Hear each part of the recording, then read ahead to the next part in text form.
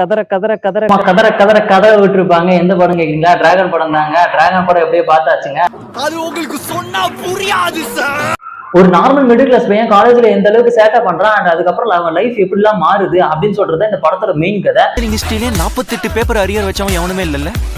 சரி, முத ஆளா நானே இருந்துட்டு போறேன். அண்ட் இந்த படத்தை ஸ்டார்டிங்ல இருந்து எண்டிங் வரைக்கும் ஃபன்னுக்கு பஞ்சமே இருக்காதுங்க. விஜய் சித்து ஒரு போர்ஷன்ல இருந்து ஒரு காமெடி பண்றாருன்னா அர்ஷத் கான் இன்னொரு போர்ஷன்ல இருந்து காமெடி பண்ணுவாரு.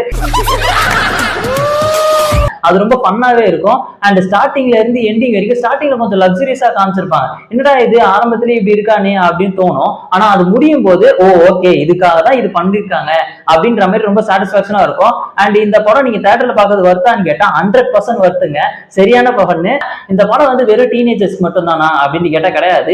இது வந்து ஃபேமிலி ஓரியன்டானும் நீங்க சேர்ந்து போய் பார்க்கலாம். ஏன்னா இதுல அடன்சீஸ் அந்த அளவுக்கு கிடையாது. அண்ட் இது வந்து கொஞ்சம் சென்டிமெண்ட் இருக்கும், லவ் இருக்கும், சாங் இருக்கும், எல்லாமே இருக்கும். டான்ஸ் வேணுமா டான்ஸ் இருக்கு, ஃபைட் வேணுமா ஃபைட் இருக்கு, ஃபைனலி எமோஷன் ஆல்சோ இருக்கு.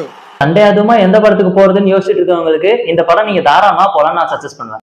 அண்ட் இந்த படத்தை நீங்க ஏற்கனவே பார்த்துருந்தீங்கன்னா எப்படி இதுன்னு கமெண்ட்ல சொல்லுங்க.